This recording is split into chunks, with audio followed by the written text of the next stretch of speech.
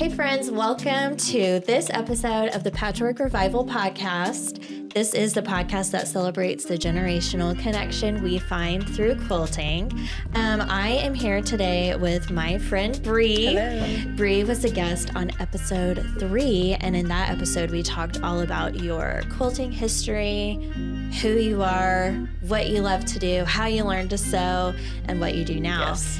And since that time, Bri has been involved in trying to develop some sewing classes and instructional techniques to try to help beginner sewers, people interested in sewing who maybe don't really know how to get started or where to start, learn how to sew. And Bri, you have been sewing for... Oh my gosh, like 3 or 4 years now. 3 or 4 years now. So I feel as though you can probably still remember what it was like to be like, I want to sew.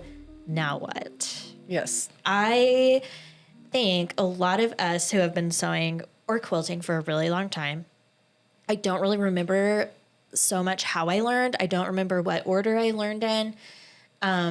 I also feel totally overwhelmed when somebody is like, oh my gosh, I would love to make a quilt. Yes. Can you show me how? And in my mind, I'm like, of course I can show you how. And then I'm like, where do I start? Exactly. Yes. So hopefully you can help us kind of learn how to tackle that or think about how we can start to learn how to teach others.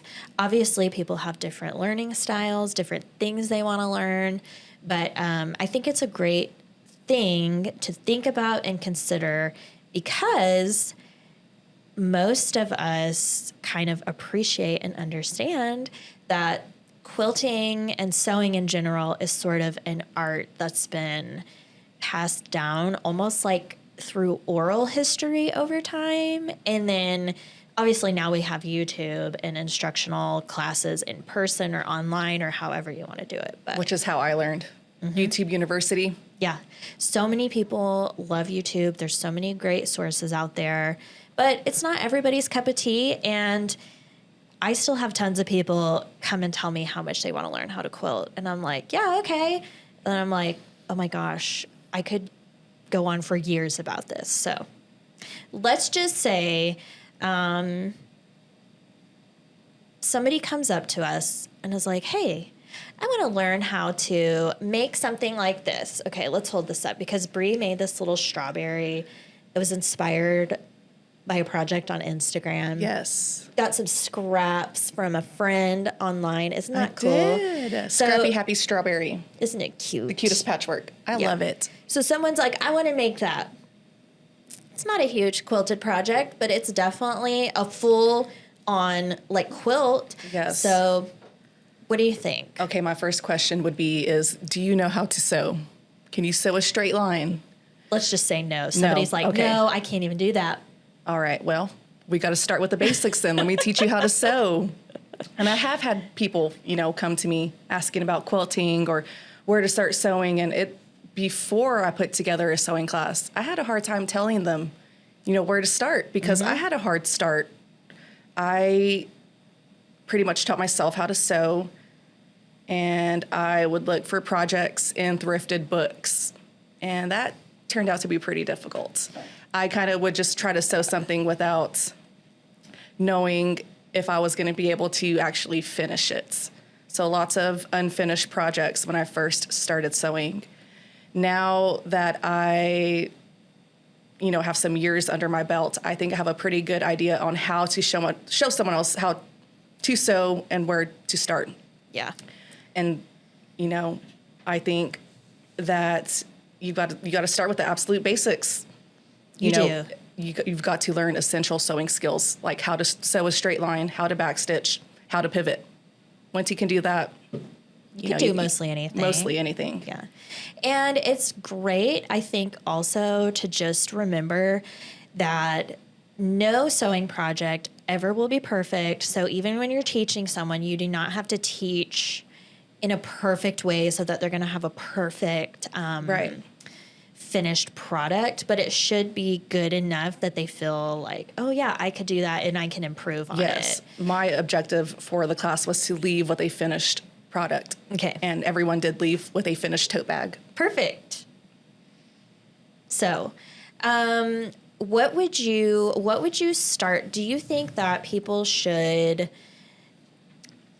figure out, like, do you have a sewing machine? Do you not have a sewing machine? Do you need one? Can you borrow one? Should you go to a formal class, or could I just have you come over and I'll teach you? Or what do you think? Okay, that's a tough one. I think that if you have a machine at home already, it's best to learn on that one.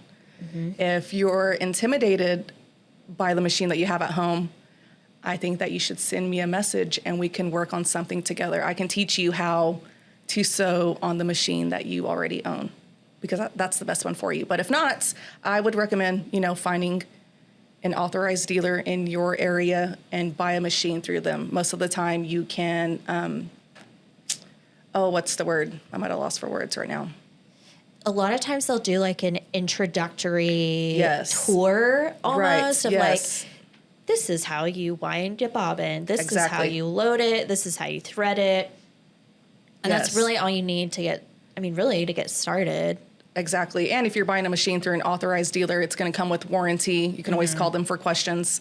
So that's your first stop if you want to learn how to sew, is buy a good machine, one that you can afford. Yeah, the best one that you can afford. Yeah, and a lot of dealers, I feel like, will have a whole range of like, yes, you can buy this long arm for $30,000 or this little doodad for this like absolute beginner mechanical machine. Doesn't have to be computerized. Yes. I invested in a mid-entry level computerized machine through my authorized dealer here in San Angelo. Yeah.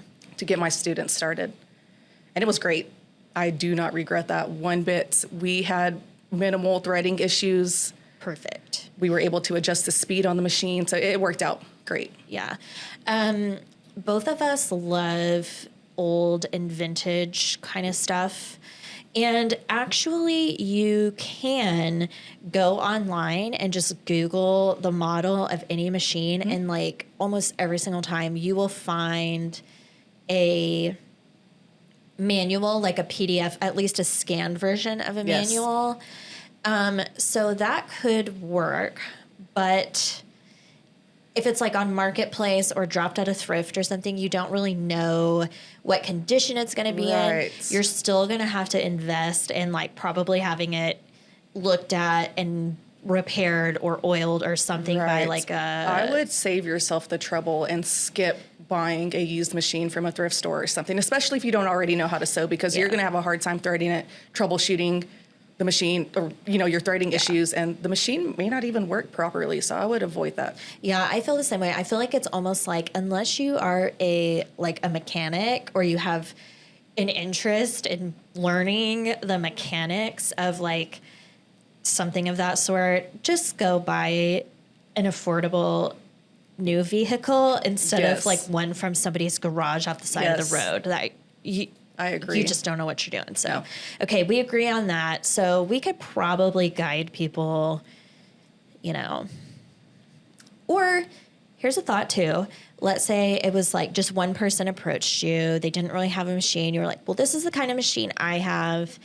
A lot of the same brands have similar sort of threading or bobbins or things like that. So maybe you could at least be like, I'm happy to let you come over and use it. And then you can kind of see if that might be something you wanted to invest in. Right. Maybe. But I feel like someone who's interested in sewing and or quilting, a good machine, worth its weight in gold. Yes. Worth the investment. Yes, it so really we'll is. encourage people that way. Yes. And I love your suggestion.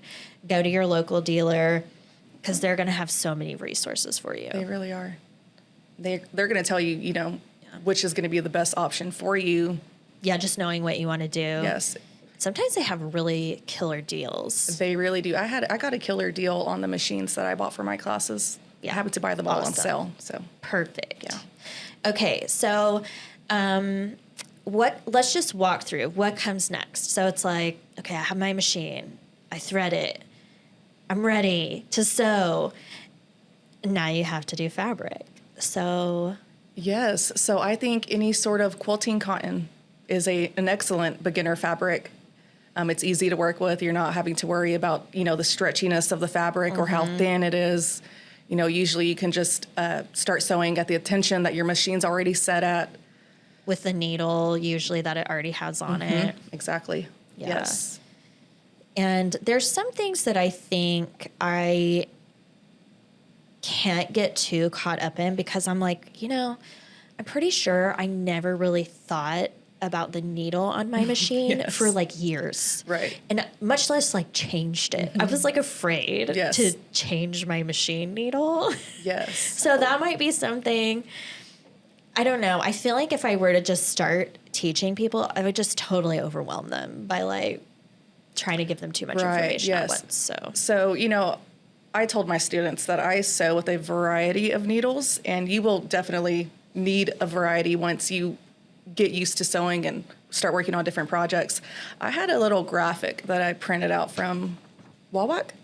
I guess so. I've heard of them. They sell a lot of bag making supplies. They do. So Am I get thinking of that? a lot of my bag making supplies from them.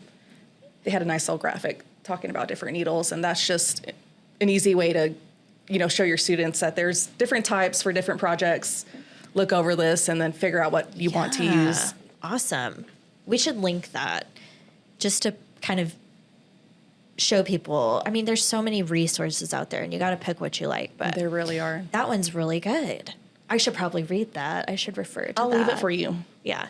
So that's also another point, right? Like, we're always learning. So cool. Yeah.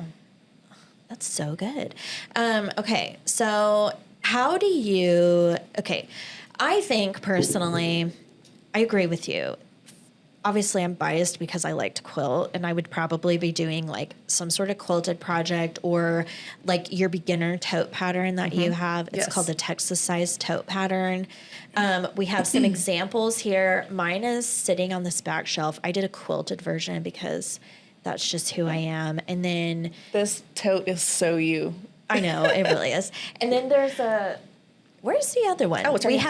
have so you have one. It's I have a designed to modified be version. Yeah, it's like a reversible, just sort of basic tote, but you kind of can adjust the straps if you want. You can put a pocket if you want. I've made some modifications to this one right here. But the base tote pattern is like it's a lined tote that you can reverse. It's reversible. So really, you kind of just learn in the pattern straight stitching, some top stitching. Back stitch, how to pivot and make boxed corners. Yes, and like line things up. You do a really great job in that pattern of how to make fabric straps, how to use webbing for straps. Yeah, So, it's a great. I'm gonna link the pattern in the show notes. Where can they find it if they're interested? They can find it at InBloomSewingStudio.com. Yep, InBloomSewingStudio.com. There are a lot of versions on Instagram. They're so cute. And I think I'm going to make one that's not quilted out of some denim I have just to try something different because I've never sewn a lot with denim, to be honest. Yes. She's going to make a jote, a jean tote. A jote. Yeah, for sure. That's a thing now. It's a thing. We're making it a thing. So I think a pattern like this is awesome because you're going to get, like, in a couple hours with guidance, you can have a finished thing to take home and be like, yeah, I made this. Yes. Quilting, I think it's so hard to teach people because it's like, no, you're not done yet. No. Now you put all this stuff you cut up back together. And then you make, just stuff I think it's a different set of skills that you need to learn once you learn how to sew. Yeah. Because quilting is, for the most part, just sewing a straight line. Yes. But it's like, it's a whole different beast. But once you have basic skills, you can. And I do think someone can learn to sew. I mean, I learned to sew by making a quilt. Just flat out. That's just what I wanted to do. So that's what I learned. And like garments really intimidate me. So it's sort of your perspective on what you started with and where you learned. But I love the tote pattern. And I think that's a really cool idea for teaching a beginner. I was a beginner sewist when I took a quilting class. And I feel like once I learned how to quilt, it really improved my sewing skills overall. So you make a good point there. Yeah. I really kind of have also always felt like, well, first off, the way I have ever learned anything as far as like quilting, like techniques or whatever is like, this is just fabric. Like, I mean, I know it can be expensive and I'm not trying to be dismissive of that sort of stuff, but it's like, like you're not going to mess it up. Nope. It's not life or death. Just try. And the way that I've learned the most is by like failing, honestly. Yes. So The more mistakes you make, the better, because you're going to improve from that. Yeah. And I still make mistakes. I don't make perfect quilts. I don't either. At all. I strive for finished. Yeah, me too. Yeah. So let's talk about, though, somebody comes in and chooses, let's say they choose a tote bag. They pick their fabric that they like and they're ready. So how do you teach people to cut fabric? Okay, so that was a step in my class. I would start my beginner classes out with, talking about fabric. And I would tell them how fabric is sold by length. And they come in different widths, 42 inch to 44 inch to 60 inch wide fabric. And then I would show them how to cut fabric 2 ways, either with a ruler and a marking tool of some sort, and fabric scissors, because most of the time people are starting with fabric scissors. They're not going to start with quilting tools. I think it's a more affordable option just to start with a basic ruler and scissors. That's and a marking tool. That's a great So idea. after we would talk about fabric, I would show them how to cut fabric with the fabric scissors after we learned how to measure. And then once I finished that step, I would show them how I cut fabric. And that's with a cutting mat, a rotary tool, and an acrylic ruler. So I really wanted to show them both options and talk about each way to cut fabric so that they could go home later on and figure out which way they wanted to do it. But I thought it was more simple to show them how to cut with fabric scissors. That's how I learned how to cut fabric. And there's going to be projects where you will need to cut with fabric scissors, so you need to know how to do that. For sure. And if you're teaching a young person, Yes. rotary cutters, I'm sorry, side note here, rotary cutters are dangerous, and we totally underestimate how much damage you can do with a rotary Seriously. cutter. And I'm like, man, if you're not using a cutting glove, I mean, I'm not saying I do every time, but I think about it almost every time because Yes. I have cut my finger Oh my really gosh. badly before, like a couple times. And not like to the bone or anything, but I'm like, that would be I know it. so easy to do. And so Yes. there are things that like, it's just, let's be safe. Let's consider safety. And I like that you brought up affordability. When I was starting out, most of my notions and things like that came from my grandma, Yes. like just being like, yeah, I don't use this. You take it. And Right. even now, some people have 700 million sizes of ruler and different size rotary cutters. And Yes. I'm like, man, I'm making it work with this one your one size ruler. and like one mat. I mean, I have a couple cutting mats Right. for different purposes, but you can easily drag someone into like a situation of overwhelm. And I Yes. think for especially small projects, like maybe even explaining, I'm going to teach you how to use scissors. If you're like, if it's like a kid or a young person, be like, if you want me to help you cut it out really quickly, you can watch me and I'll show you how to do Yes. this. So that's a great idea. My first quilt, my grandmother cut it out just like for me. Yeah. And that was great because She was saving time because she knew how long it was going to take you to cut all of that. for Time sure. and fingers. Yeah, lots of finger problems there. Yes. But so I'm pretty grateful for that. And it's like cutting is not the most glamorous step, and it's once you know how to do it, it's not that hard. So that might be an option too. Just like take care of some of the prep Yes. work for people so they Yes, can I get to did. the fun stuff. Yes. So at my last class, one of my students was my 12-year-old son. And when we were at the cutting table and I was talking about all the scissors and tools, he picked up the rotary cutter and I was like, stop, drop it right now. Yeah. That is a dangerous tool. It is. Yes, I was terrified. Yeah. So I also, I'm sorry, I didn't mean to interrupt you, but I showed my students all of my thrifted notions. I have thrifted acrylic rulers and all kinds of stuff. And so, again, with the affordability, I was like, hey, you can totally find this stuff at the thrift store. We have a sewing thrift store in town. So I covered all of that too when I was showing them how to cut with an acrylic ruler. Yeah. Because it's one thing to invest in a machine, but then all the other stuff can be so pricey. Yes. And it accumulates really quickly, so you have to have some space for it. It does. So did you have your students cut everything themselves? I did not. No, I had everything ready. Okay, so you did the prep. I did. But I did, the project was prepped prior to them showing up to the studio. But while they were there, I did show them how to cut everything. Yeah. So Okay. if they wanted to go home and make a tote, they would know how to cut the fabric and all of that good stuff. Perfect. So what was the next step? Okay, so after we talked about fabric and learned how to cut the fabric, we would go sit at the machine. And I would have them gather around me and the Burnett B37, which is the machines that we had at the studio. And I would give them a basic rundown of the machine. I would show them every part, how the machine works.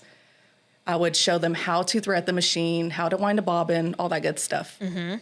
And we would talk about seam allowance, how to measure the seam allowance using the stitch plate. I would show them how, to sew and how to measure the seam allowance. And then I would show them how to do a back stitch, how to pivot. So pretty much just a quick little rundown on how the machine works and how to sew a straight stitch. Yep. And then I would send them off to their machine to get started. Did they have to thread their machine? They did have to thread their machine. I thought it was important that they knew how to thread their own machine. I considered having the machines threaded to save time, but I don't think that would have just been productive in the end because they would still have to go home and figure out how to thread a machine. Yeah, I felt like intimidated by it. Yes. Like, oh my gosh, I'm going to break this thing. Yes, or, if they had a threading issue while they were sewing, they were going to need to know how to rethread their machine. So I had them all thread their own machine.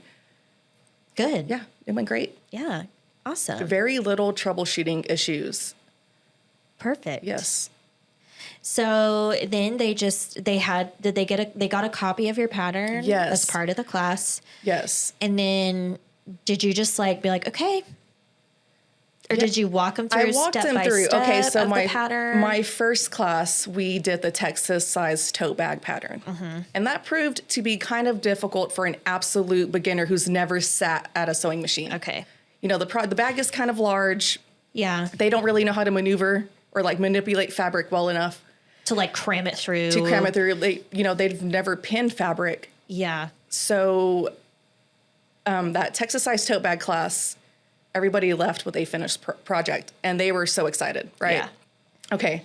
So when I held another class, I designed a whole other tote bag based off of the Texas size tote bag, but it was a simplified version. They're not making boxed corners. Okay. They're just sewing straight lines and they're not making fabric straps. Okay. Just webbing. Just webbing. So we learned how to sew a straight stitch, a back stitch, and how to pivot and how to work with webbing. At my second class, which seemed to go a lot better and quicker with my students. Yeah, I can see that because the boxed corners are where you're kind of dealing with finger pressing and manipulating your seams and lining stuff up and really having to pin. Did you teach people how to pin? I did. That sounds different ways to pin too. Yeah, because things that we do that are second nature after you learn how to sew are yes. Oh yeah, you don't know anything. And that's why I walked them through the pattern. We all had printed copies of the pattern in front of us at both classes, and I would walk them through each step. I would show them how to read through a pattern, make sure you have all of your supplies, and then I would read the first step, and we would just walk through it together. I sat at my own machine. Yeah. And we just sewed our projects together. And once we got to a step where, they had to pin fabric, I would show them how to pin the fabric. Yeah. Or how to do something a certain way. And so it worked out. Nice. Yeah. Did you, let's see, another part of teaching quilting that may not be as relevant in the tote bag patterns is pressing. Did you have ironing stations around? I did. Pressing stations? I had one pressing station set up. And so that was part of the how to cut fabric and how fabric is sold. after we cut the fabric, we did press our fabrics. I showed them the difference between ironing and pressing. Yeah. You know what, though? I have a confession to make. Even all this time that I've quilted, I iron. Yeah. Is that bad? I usually don't even iron or press anything. I do a lot now of just like finger pressing because I'm like, I always like press my blocks. Well, Right. I iron my blocks when they're finished for the most part. Yes. Unless I have like a problem area, then I'm like, I'm just going to press that a little bit and like. I don't press my fabrics before cutting for quilting projects. Most of the time I don't, unless it's a wrinkle that looks really bad and I know it's going to interfere with the sewing process, then I will, but most of the time I don't. I'm the same way. In my tote bag pattern, you get to a part where you have to press with an iron. When I'm making the tote bag for myself at home, I don't press. I finger press. I don't press with an iron. And that's just to save time on my end. Yeah, that's how I am too. And now that we're like saying it, I'm like, I don't even remember because I followed the pattern. I'm usually really bad about patterns. Like I just can't follow a pattern. I'm like, I can't either. I do my own thing most of the time. I do too. Like, it was kind of hard writing this pattern for that reason. Like, okay, I have the measurements and now I'm going to just like be wild. Yes. But I am not like I said, I've learned quilting. I can make a lot of stuff quilting, but when you like take it back to basics, it's a lot to cram into like one project. So the tote bag pattern is awesome. And if somebody wanted to quilt it, like a panel or the outside, like you totally could. That's what I did. If you already know how to quilt, you're going to know how to just quilt that exterior piece and then continue making the pattern as it's written. Yeah, and like your one design of your tote bag is really cool because you could do like the kind of stripped down version for super beginners, the regular pattern for I've taken one sewing class and now I'm ready to try this. And then you could do like variations on a theme for like the next level. So that's really cool. Yes. Sometimes I don't know how to recommend to people where to start. You know, I'm like, I guess I could be like, just make a 9 patch or, you know, an alternating 9 patch with a regular square to have kind of an Irish chain looking thing. But also I'm like, or pick what you want to make and we'll figure it out. Yeah. But I think that might have to do with people's different learning styles and personalities. And that's why I think a tote bag is a great beginner project because it's going to end up being something that you love and use, especially if it's a basic beginner tote bag. Yeah. And the size tote bag you put together is amazing because when I have a bag, I'm going to put stuff in it and I'm going to put a lot of stuff in it. Yes. So this is like a big honker. It could work as like a beach bag, a pool bag. Yes. Groceries. Yes. Whatever you need. And there's minimal fabric waste once you're done cutting it out. So that really helps too because I'm just overloaded with scraps and we're not trying to make waste here. So yeah, I love that. It worked out. But I do think encouraging people to find something that they really want to do, like even if somebody said they wanted to make a quilt, okay, fine. You want to make a quilt. You could even do a tote bag and do an outer patchwork kind of panel. And then you wouldn't even have to totally quilt it. You could like put interfacing inside of it just to keep it kind of reinforced maybe. Right. I would, if I was going to teach someone how to quilt, I would start with strip piecing and a 9 patch. That's what I learned. That's how I learned to quilt. And I love 9 patches. I love it's classic. That style of quilting. It's my favorite. Yeah, totally classic. I just think that would be easy. Well, I learned on a 9 patch, and it was, my grandma just cut individual squares, and I had to sew every square together. So, yeah, I was like 8. And it was like 1996-ish, which is funny. I don't know, maybe in the 90s. Well, actually, I'm pretty sure it did exist, strip piecing, because have you ever seen the Eleanor Burns book about something about stripping? Oh, that's right. Yes, I have seen that. And it's about strip piecing, but I can't remember I wish what I could remember what it was called, but it's classic. Yes. But once again, you got to trust people with a rotary cutter. But you could do scissors, fabric scissors for like some strip piecing. Yes. But sometimes long seams are really easy to like mess up or whatever. So I Get don't a know. nice curve once you open up that strip that you just cut. When I took a quilting class, they had us bring all of our own quilting tools, like your own cutting mat, your own acrylic ruler, and your own rotary cutter. And then they demonstrated how to cut fabric using your acrylic ruler and rotary. And then they had you practice in front of them with your own tools, which makes sense because you're going to go home with those tools and be cutting with that fabric. Yeah, that does make sense. And I feel like that's too much of a liability on my end. But if I was going to teach quilting, you're going to have to learn how to cut with a rotary cutter at some point. So yeah. we would probably end up doing that in class. Yeah. Sign a waiver or something. Also, they make cutting gloves. They do. Like, there's different levels. I think a lot of like chefs will use them. Like, there's probably not going to be any chefs listening to this podcast, but a hardcore chef would probably be like, ugh, what? For sure. Kind of like hardcore quilters do not use rotary gloves, like cutting gloves. But I mean, look, I'm just going to recommend this again. I see a lot of nasty injuries, and all it takes is 1 second, and bam, it's gone. So just, I would use a cutting glove, and you could encourage your students to do it. And my grandmother told me to do it, even though she didn't do it all the time. I think she had a slip one time, and then she started using her glove more. And so she was like, oh, you better put your glove on if I was ever at her house, like cutting with her. So that would be a good idea, just to get your students started with a glove on so that it's just basic. Yes, they get used to it. They're cutting at home, they're automatically going to put on their glove. Yeah. Safety first, folks. Yeah. If your sewing machine is skipping a stitch or just needs a little TLC, we've got just the fix for you. Check out our friends at Creative Stitches, where any machine in the greater San Angelo area, regardless of make or model, gets the care it needs to keep running smoothly. They'll even offer convenient pickup and drop-off services.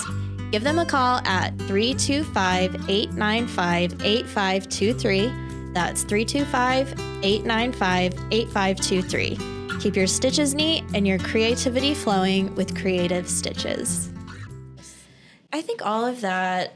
What else? Is there anything else that you think we didn't talk about that you kind of found? Because you probably learned just how much you know versus how much somebody just doesn't know by actually going through a class with someone. So it's quite a huge undertaking to teach someone how to sew. And I did not realize that until I was actually preparing for a class, just how much somebody does not know about sewing that you have to teach them.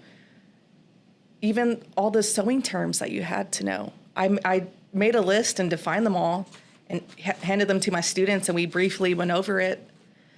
So you have all of your terms, but even once you're sewing, you know, they don't know what a raw edge is, or like what the right side of fabric is or what the wrong side of the fabric is. So there's just so much detail that goes into teaching someone how to sew. Yeah. My classes, I try to keep them at 2.5 hours, but they were going to about 3. Yeah. Just trying to cover everything so that you could go home and be confident enough to try something on your own. Yeah. And I wanted them to leave with a finished product, which was the goal, and everyone did. I successfully taught 5 students how to sew. I think that's awesome. So do you think you took formal classes at some point? You took a quilting class. That was the only class. I just took a quilting class. Yeah. And then but y'all went to an activity where you did aprons. Okay, yes, at the library, was but that was more like an activity. Yes, and that was before I knew how to sew. Mm-hmm. The library had advertised like a free beginner class, and it was on how to sew an apron. But we got there, and the machines were already threaded, and I had no idea what I was doing. It was terrifying. Yeah. I don't even think they told us which way to turn the hand wheel or anything type of deal. That was like a go have fun and do this. Yes. Which is fine. But I don't know. Do you think you would recommend like a formal class for someone? Absolutely. Yeah. Yes.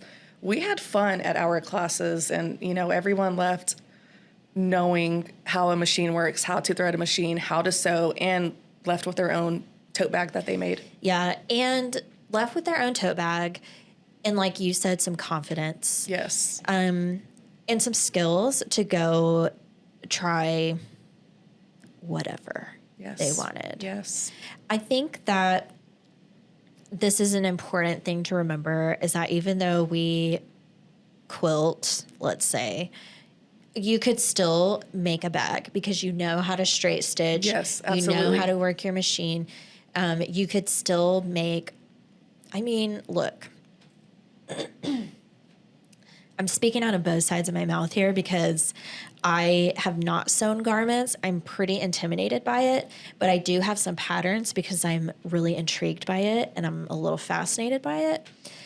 And a lot of those are just straight lines. If you pick like a good pattern, I mean, obviously, like I'm not going to be making some like Oxford button-down shirt because I'm not going to make a buttonhole or like a collar. Right. Like I'm just going to tell you that's not happening.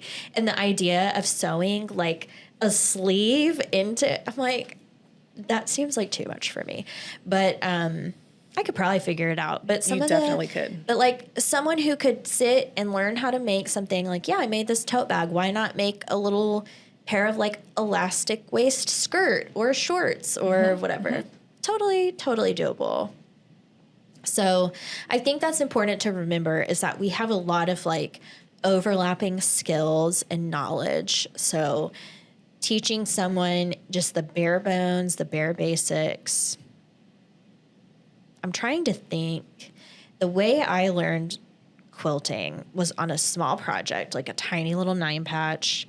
My grandmother exclusively hand quilted, so she taught me how to hand quilt. Oh, wow. If it was a small project, I think that's reasonable. Wait, so were you hand piecing? Yeah, and then I hand quilting? was. Okay. And then once I got, because I think she didn't trust me to not like sew through my finger.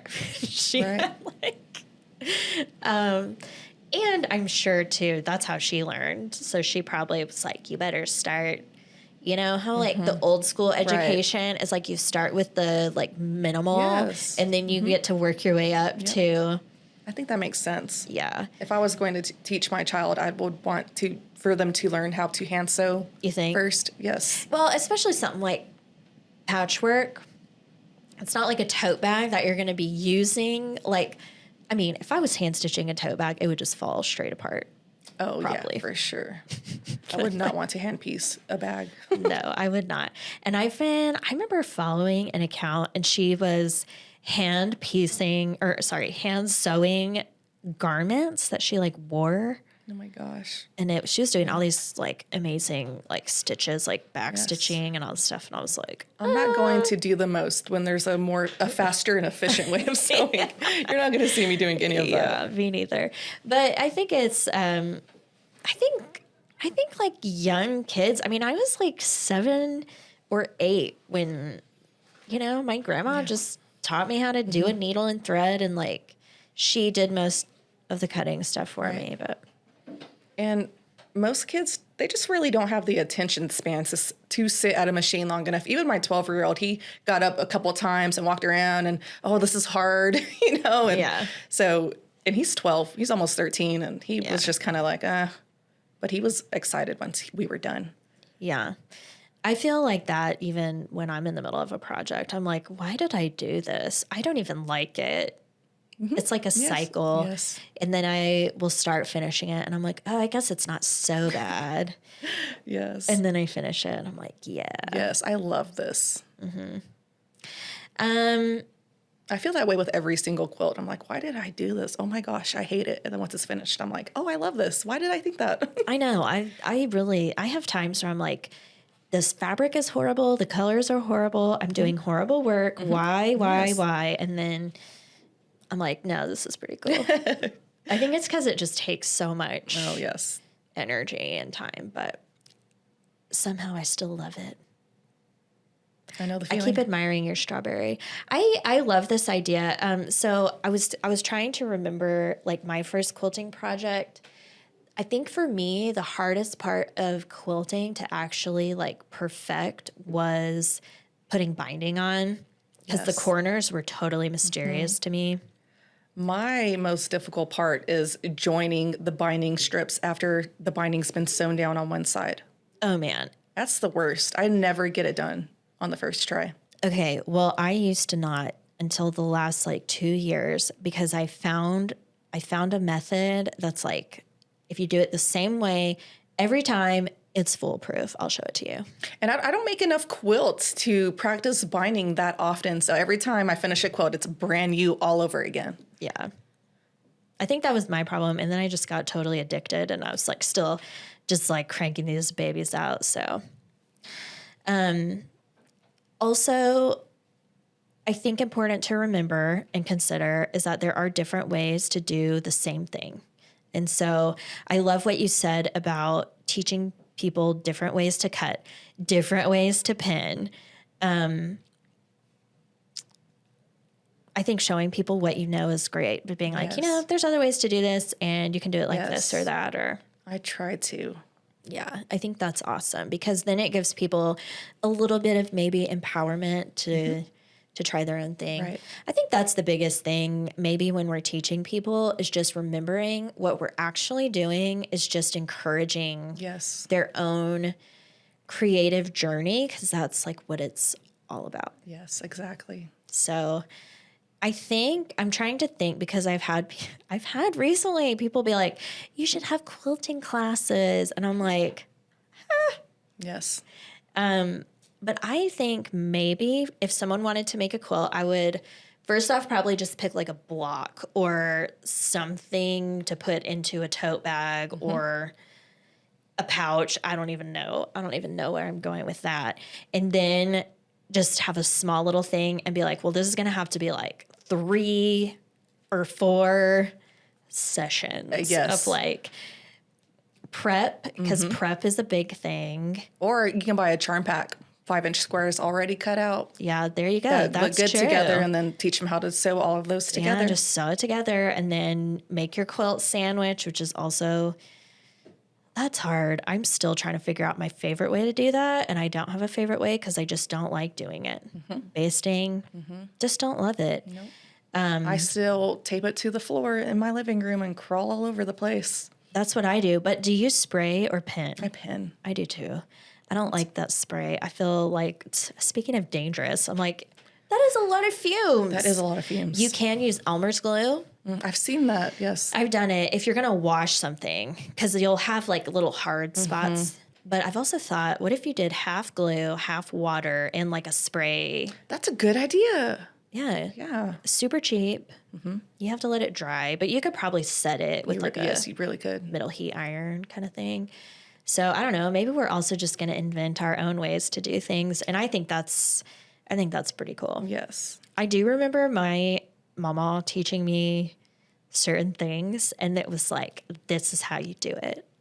Oh, wow. Probably just because she'd done it that way for forever, but I bet she also had tried a lot of different stuff, and this is just like what worked. Right. So that's how she taught me to do it. This isn't the way they taught me how to bind. When I took my quilting class, it was really confusing, and I didn't like the way that they taught us. So I went out. Did they teach you on to machine bind or hand bind? Hand bind. Okay. Yeah. So that's how I learned to bind. And I think because I learned it that way, it looks different. It has a different finish. And that's just how I've liked to do it. I like how it looks that way. But even the way they joined their binding was different too, now that I'm thinking about it. Yeah, there's a million ways to do really it. are. And I also think that directing, once you get like your basic kind of vocabulary and knowledge kind of under your belt, that also, I would probably show people like, look, if you want to do it this way, we can do it. But if you want to try something else, maybe have some links to like tutorials that they could look at or like reputable like YouTube channels or whatever. So I've been quilting maybe like a year and a half now, but I would take your quilting class because I want to see how you do things. Oh my gosh.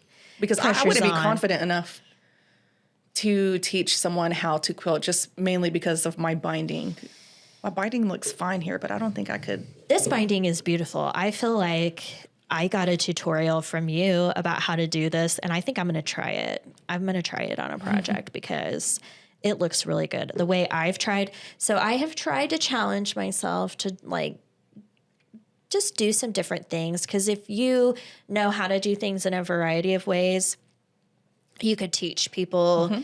You know, it's like, I'm going to teach these kids how to machine bind because they're going to be way happier with a machine bound thing that is finished than like, I mean, I love hand binding something over the course of like 4 days. I just love it.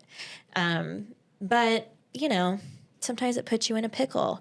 Or some people don't love sitting still and stitching stuff like that. So finished is always, finished is always better than perfect. So I tried a different way to machine bind. I didn't like it. I actually despised it. I thought about ripping it all out, but I used a really small stitch length. And I was like, that's going to be too. Especially on a woven. You like to sew quilts with wovens. I know. And it actually wasn't. My binding was not woven, but it was like this vintage gingham. And I was like, if I'm seam ripping that and I like accidentally poke a hole through it, I'll have to redo the binding.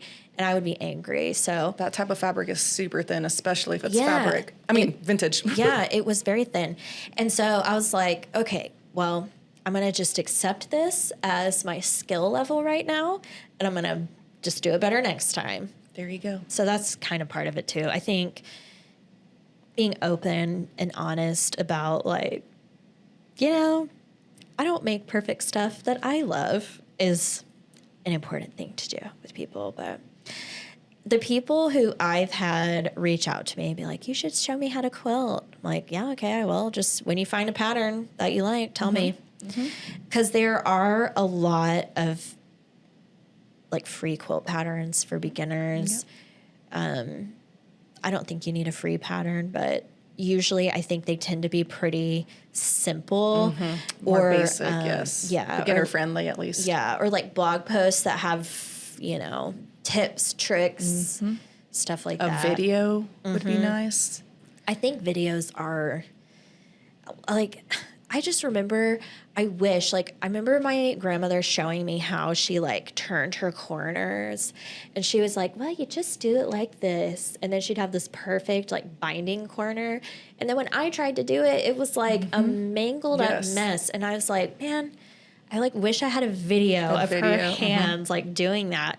So maybe that would be something if you were teaching someone, just be like, if you want to get your phone out and take a video of this, check this out. Like, I can repeat things. I'll show you whatever. But or a blog post with step-by-step photos. Yeah. And those are everywhere. Those are out there for sure. So that's how I get these so perfect. Emily Dennis. She has a great blog post on her website. Of binding? Well, how to get your corners nice and sharp like this. Oh, perfect. Good. So there's always something out there. And I would say if you find something online and you don't love what it is because you're learning, just find a different one. If you're in a class and you don't love how they do something, you could do your own thing. But I think it's good to try the way somebody teaches you to do something so you can figure out for yourself what you do or you don't like. And most of the time, any quilter who's writing patterns has a beginner-friendly and free quilt pattern. Yeah, I think so too. We have one thing I wanted to talk about that we touched on a little bit, and we talked about this a little bit in your episode, was affordability and like just barrier to entry. If someone was gathering supplies to like say make their first quilt or Texas size tote, let's just say, where would you recommend they look for fabric, notions, that kind of stuff? I have some thoughts, some ideas, but I want to hear yours too. I would try to find some sort of like creative reuse center in your town. Yeah. We don't have. Which used to annoy me because I was like, we live in a small town. We don't have one, but we do. We do now, yes. We do. There's a place called the Sewing Cottage. And I mean, we live in, I would say, small town Texas. We're not like a one stoplight kind of town. We have a loop, but we don't have an interstate that goes through we're San we're less than 200,000 people here. But there is an auxiliary at a retirement community. It's called the Sewing Cottage, and they have so much fabric. and they have thread, they have patterns. It's all stuff based on donations from people cleaning out sewing rooms, estate sale kind of stuff. But it's really high quality. They take great care of it. They organize it well. Yes. So those places exist. They and do. Sometimes you have to kind of get to know your local community, I think, to get the inside scoop on some of those things. But I would highly encourage people to find a place like that, like you say. Yes. It may not be labeled the cheap fabric creative reuse store of St. Angelo or whatever, but I bet there's something. And then I always want to make a plug for like a local group, like our quilt club has an opportunity table where people will bring old books, magazines, fabric. I've never seen anything amazing like rulers. No. Or like notions, but I've seen pretty vintage fabric. Yeah, I've seen thread there. Yeah. So those are great resources. And I've never had someone just straight up ask me for like fabric. But if somebody did, I'd probably be like, yeah, what do you like? Like, Yes. go check I this had out. bins and bins of fabric for practicing on that class. So much fabric. I don't know what I'm going to do. I have way too much. Yeah. I'm stressed out at the thought of all the fabric I have. Well, the solution there is just stop thinking about it. Stop thinking about it. And that's what we're going to use in my classes to practice on. So, Yeah. and if there's anyone who needs free fabric and they're learning to sew at home, please send me a message. I will give you some fabric. Yeah, for sure. I would love to. I know. Because you want to send it somewhere that someone's going to use it and like learn and stuff. Thanks for checking out the Patchwork Revival podcast. As a small way to say thank you, I am offering a discount in my pattern shop especially for you. Head over to the link in the show notes to find my shop and enter code REVIVAL for 15% off your purchase. You'll also find a link to Fat Quarter Shop, my go-to online fabric and notions retailer.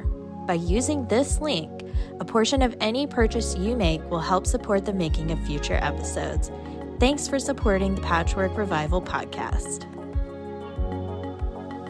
As far as notions go, where do you think people should or could look, and what do you think they should buy? I mean, we've talked about the sewing machine. We know that. Splurge on your sewing machine. Yes. I mean, really, like, don't make yourself broke or like max out a credit card. Find something affordable. There are good machines for affordable prices. Right. But you're going to need more than just your sewing machine. Yes. So.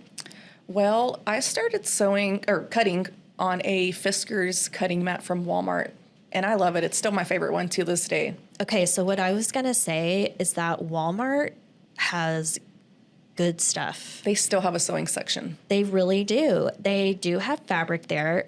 It's not the best like quality for making a quilt, but it'll work. It's good enough to learn. If you see something you like, just grab it. But their notions, they have, a couple brands of rotary cutters and multiple sizes. And I mean, they're a big box store, but. Yes, I started off buying most of my supplies from Walmart, a Fisker's rotary cutter and my cutting mat from Walmart. And then I got like an OmniGrid ruler from Hobby Lobby. And that's what I was quilting with for a long time. And then felt like I was ready to upgrade, and I did. And I still,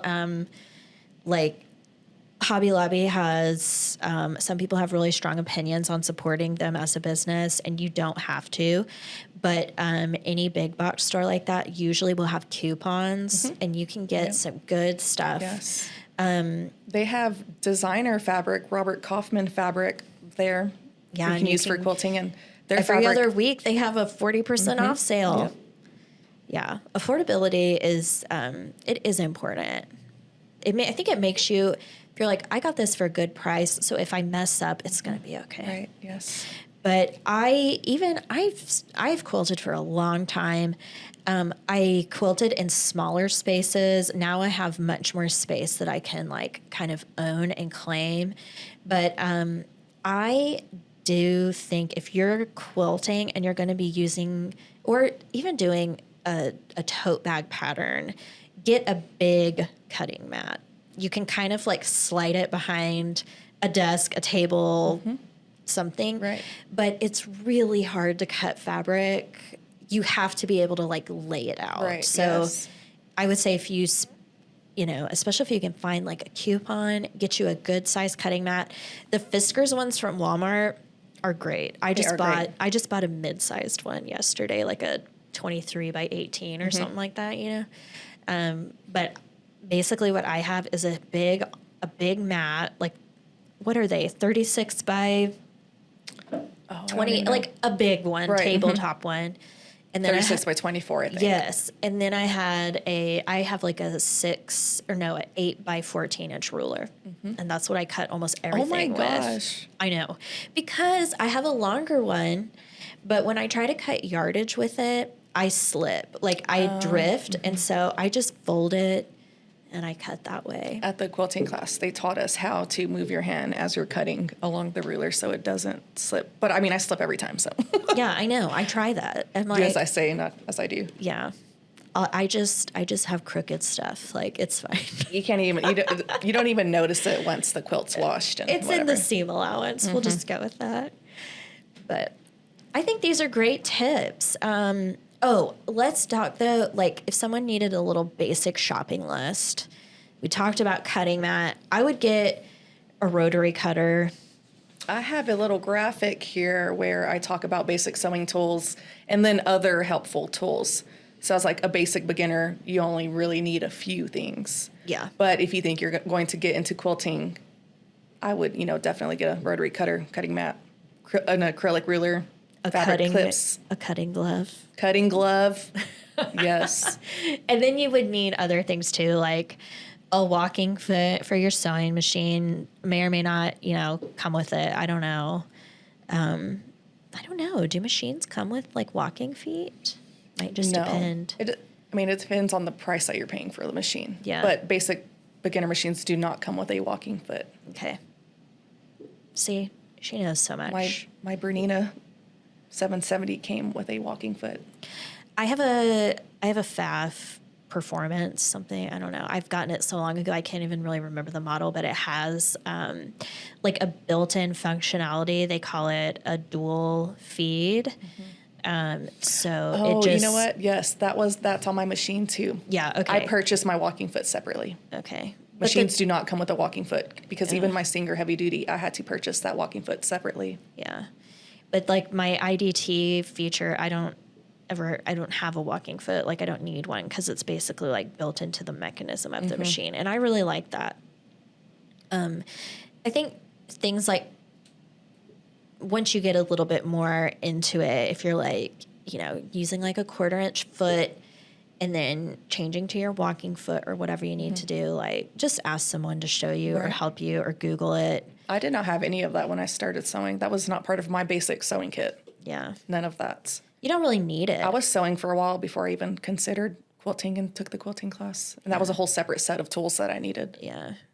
Yeah.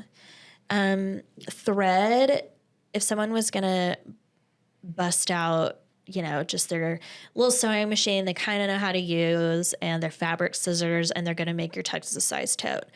And they have their fabric because they have like a couple things from projects they've used, blah, blah, blah. Thread, what kind of thread do you think they should go get? So like for affordability, you could probably use Coates and Clark dual duty polyester thread from Walmart. Yeah. But if you have a little bit more experience, I would use another higher quality polyester thread. Yeah. I would always recommend using a polyester thread for any sort of bag making. You're going to put weight in a bag most of the time and cotton thread's going to snap. Yeah. I always question the durability of a lot of quilted totes that are vintage antique. People are cutting up antique quilts and then making a bag out of it. Are they using polyester thread? Because they probably need to. Yeah.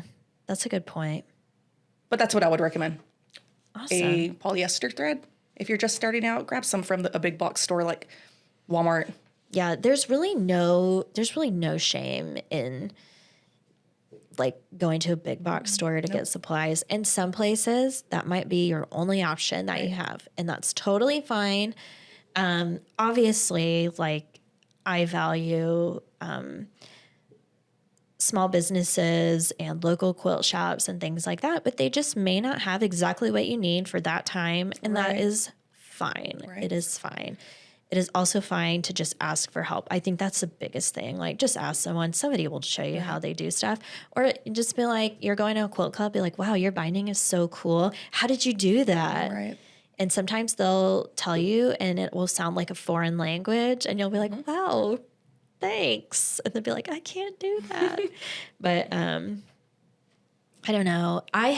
So I would say neither of us are beginners, but is there a sewing or quilting, any kind of technique that you want to learn a new way, learn in general, or perfect? Yes, foundation paper piecing. I want to learn how to do that. Okay. I love when people do a good fussy cut of an image and then it's foundation paper pieced around it. I love that. Yeah. So I kind of have something, I have a lot of like kind of bucket list quilting stuff I want to do. And one of mine is I want to make a like a pineapple quilt, like the old school pineapple quilts. But I have like particular colors in mind, and I'm not going to buy yardage because I want it to be scrappy. I just have a vision. Yes. But a lot of those are FPP? paper pieced. I didn't know that. I mean, I think it's like more like basic paper piecing. It's not like, people do these like incredible like Pride and Joy quilting her like portraits. I'm like, oh my gosh, those eyes are tiny and like the alphabets and all these things. I'm like, that is amazing. I'm not doing that. Right. But that skill. That's the FPP I'm not trying to learn. I want the basic stuff. Yeah, I know. I'm like, a little FPP economy block, that's awesome, because that's how you're going to get like amazing accuracy. I always like traditional piecing, but I am not good at like economy blocks. I'm just not. I'm always cutting off my seam allowance or my points, and I'm just whatever. I've never made one. I think that's what I want to perfect as well. When you said FPP, I was like, me too. FPP and free motion quilting. Oh man. Okay. You're like the free motion quilting queen right now. So I free motion quilt on my machine. I think the biggest thing for me with free motion quilting, what I tell people is you have to understand you're gonna screw up or like not realize your vision or feel like so afraid you're gonna ruin your quilt top. But when you're done, like you wash your quilt and it looks so cool. But you have to really be patient and get to know your machine, because my machine, there's like certain directions when I'm pushing the quilt or moving the quilt that I have to really be sure there's not drag or like the thread will break. It only likes certain kinds of thread for that kind of stuff. Wow. So you have to just, I don't know. You learn a lot by just like messing stuff up or feeling like you messed up. But I really like free motion quilting. I think it's so cool. I would also really like to learn. My husband Jordan is over there, and I'm like scared to say it. I really want a long arm, and I would love to learn how to free motion on a long arm. Yes. Part of the appeal of the long arm machine is the lack of requirement for basting. Is that ridiculous? Yes. It's not. I totally agree with you. If I'm going to quilt for long in my life, I can't be like crawling around on the floor and like. No, I agree. Our quilt shop, you can pay them to baste a quilt, and I have an 82-inch by 82-inch that I am really considering sending to them so they can baste it on the long arm. That way I can quilt it at home. Yeah, by yourself. Right. That's actually a good idea, because, outsourcing a little help where you need it. Yes. It's never a bad thing. It's always like, Can you imagine trying to baste a quilt of that size? It's huge. Yeah, it is huge. I think the biggest ones I've based, or I've like really made that I've basted by myself, were like twin size things. Mm-hmm. And those are not that fun, but I really do. I use the Elmer's glue, and it makes it fast and relatively easy. And it's pretty cheap. Basting spray is expensive, but you can get it on a coupon. Right. Also, there's no shame in if you piece a quilt like that. You can piece a pretty good sized quilt top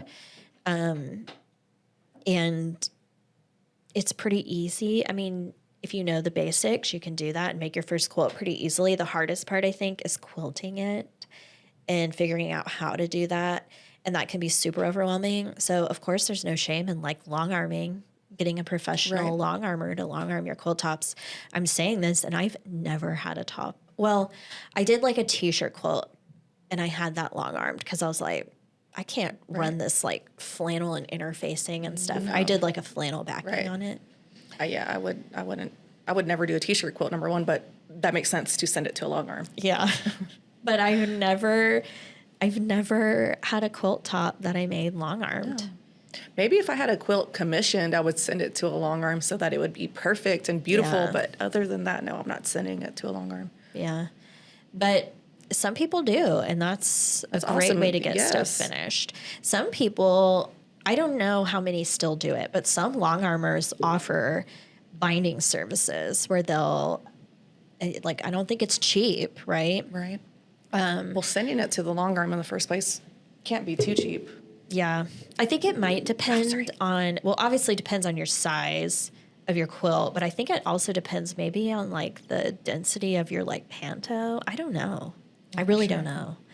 But I think they typically price it by like the square inch. Right. So, I mean, we talk about affordability and you can do things in an affordable way, but also like if sewing is your hobby and you really want to learn how to do it, you got to be prepared to just like drop some cash, you know? Yes. So I've, one of my quilts that I finished a while back, I did 1/2-inch echoed curved lines. Oh my gosh. So good. It gave the best texture. Like that's one of my favorite quilts and it's the coziest and most comfy. And I think I'm going to quilt all of my quilts with that design from here on out. You do? Yes. I loved it that much. It looks incredible. I feel like I always start with these grand ideas, and then after I do like 20 lines, like 1/2-inch spaced, I'm like, oh my gosh. I definitely had some mid-project regret syndrome with that one. Yeah. It took a while, mainly because I was on a time crunch. It was for my daughter's birthday. Yeah. So you're like staying up at all hours of the night to like finish it. But it looks beautiful. It's my favorite. And I got it from that walk book. Yes. If you, actually, that's a great thing. So I've always been a self-finisher. I just like finishing my own quilts. And one way that I learned, I really wanted to like stretch and challenge myself a little bit. And Jackie Gehring's book, Walk, she also has Walk 2.0. You can make some of the coolest. Yes. I mean, it looks like a long arm did it. I think it just really helps give you some confidence to finish your quilts. And like, I like to finish my quilts because I enjoy it. I'm not going to say all the time, right? A lot of the time. Right. I do enjoy that process. So I think if I could get my quilt top basted by someone else and then finish the quilt myself, it would be just the best thing ever. Yeah. I would enjoy it a whole lot more. Yeah. There are videos of people basting their quilts on the wall. I don't have a wall big enough. I don't. And then you have to consider those wall tiles that they are using. Those things are not cheap. Yeah. They're not. Some people just do like drywall sheets, cover them with like felt or batting. Right. How large can you get those drywall sheets? I think like you the could size do of a wall? Well, because I thought they were just panels. They are, but I think you can get multiples and just kind of like hang them together, tape them together to make a big wall. Oh my gosh! But I'm like, I don't really have like a big enough, smooth enough wall. I think to like wall based something. Right. I have done the pool noodles that you like roll stuff on. And then I've like cleared off our dining table that's usually wide enough. And I just like start at one end and then I'll like roll them out and I just use my Elmer's glue that way. And that's a little bit more bearable than the floor. Right. See, this is why I'm taking your quilting class, because you can show me all the different ways to baste. The funniest thing is I feel like if I did a quilting class, it would be like, What is the like cheapest, most efficient way to just get your project done? Yes, I mean, Because I live on that too. yeah. And I think that's probably why we enjoy quilting, is because we're like, okay, let's just get this done. It doesn't have to be perfect. I just want it to be finished. How can I make this as frugal as possible in the cutest way? Yeah. And like, then if you kind of just start from something that's kind of like baseline cheap, like cost wise, not necessarily quality wise, right? Then if you want to like splurge on something, it's like not such a big deal. Right. And you can find designer fabric on sale all the time. I buy most of my fabric on sale. Yeah, I do too. I actually recently bought fabric for a quilt. I'm going to make a Halloween quilt for my daughter's bed because I made one for my son's bed. And so I bought this like new line of fabric. I bought the Art Gallery Fabrics Eerie, some of them. There's like it's like a pretty little Halloween floral. I don't think I've seen it yet. It's cute. I liked their Spooky and Sweet. Yes, last year's. Yes. Well, they had like two, Spooky and Sweet and like Spooky and Sweeter or something. I don't know. But their previous ones were really cute. Yeah, they have these like girly Halloween, which I don't know. I love the way their fabric feels. It feels very different. luxurious, but I bought it all like fabric requirement wise, like for a twin size. And I was like, oh my gosh, I don't even know the last time. Like I bought the backing, everything. I was like, I don't even know the last time I paid full price for like 10 yards of fabric. Yeah. It was not cheap, but it's going to be beautiful. You're shocked. Yeah. Yeah. Totally shocked because I'm always going to the Sewing Cottage, our little reuse store. That's where I get tons of like big yardage for backings. Yes. Yes. I've bought yardage for a backing from there as well. And I've been finding bolts of fabric out in the wild while thrifting or on Facebook Marketplace of designer fabric. I mean, yeah. What even? Like, it's all out there. It is out there. There's estate sales and garage sales happening all the time from. Yeah. I think the biggest thing that I would try to, especially, I mean, I know quilting, so that's kind of the perspective I like speak from, but is just find what you like and there's a way to make it work. Right. Like, I mean, I'm not going to like encourage someone to make like a patchwork quilt out of like corduroy that would weigh like 700 pounds. Yeah. But if you really like it, I guess you could make a little bag out of it or something like that. Like there's always a way to kind of see your vision come to life. And if you don't really have a vision yet and you just want to learn, like just ask someone, hey, I found this pattern. I was wondering, would you help me cut it or help me pick fabrics? Or do you have any ideas for what fabrics I could pick? And I'd probably be like, just come to my house and I'll help you pick out some of my super plain Jane neutral woven fabric. That's like what I have a million yards of. But I have some vintage stuff too that people would probably like. Or I'd go with them to Hobby Lobby, or I keep saying Hobby Lobby because that's just the store we have here. We don't have a Joann. I know. But aren't Joann's closing? I'm not sure what the deal is. I don't either. We're too busy going to the Sewing Cottage here. Yes, to the thrift stores around here. Yep. Facebook Marketplace. Yeah, you're really good at I just go to strangers' houses like, no big deal. Yeah.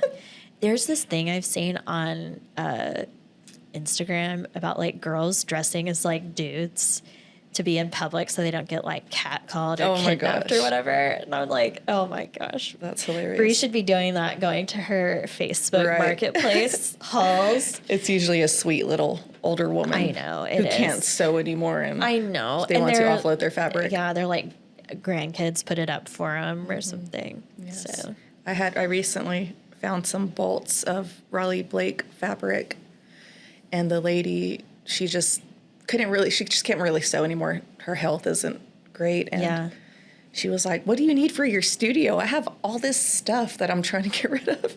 It's amazing. It was amazing. Sewers, they're very generous. They're a very generous sort. I mean, really. because I think it's because we find such joy, and like a lot of people I think come to sewing to find like healing. Yes. Or And that's why I wanted to share my passion for sewing with others and teach people how to sew. I think it's very rewarding. it is like, look at this cool stuff I Yes. made. Like you made this with your hands, especially if it's something that you can use like a tote bag For or sure. a quilt. Yeah, Yes. for sure. So, yeah, I think that's the biggest thing. Don't be scared. Teach people what you know. You don't have to be perfect, because they're not going to be perfect. But I think even that is such like a generous act of like giving your time and your knowledge, because kind of like we were talking about back in the day, it was like, this is like our oral tradition, like oral history. Right. And it was just a skill that people had, was being able to sew.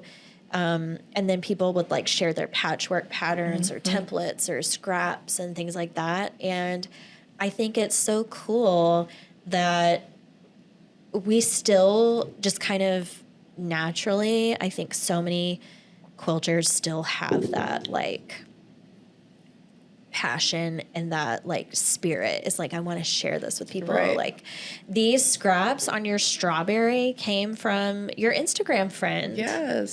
So the people are always wanting to share. And I would say don't be shy if you're learning how to quilt or sew something. Just like dive in and go for it. Yes, and always reach out to the person who's teaching or who had taught you how to sew, because they're just a wealth of knowledge and they want to share that with you. Yeah, for So sure. if you have questions, just ask someone who knows how to sew.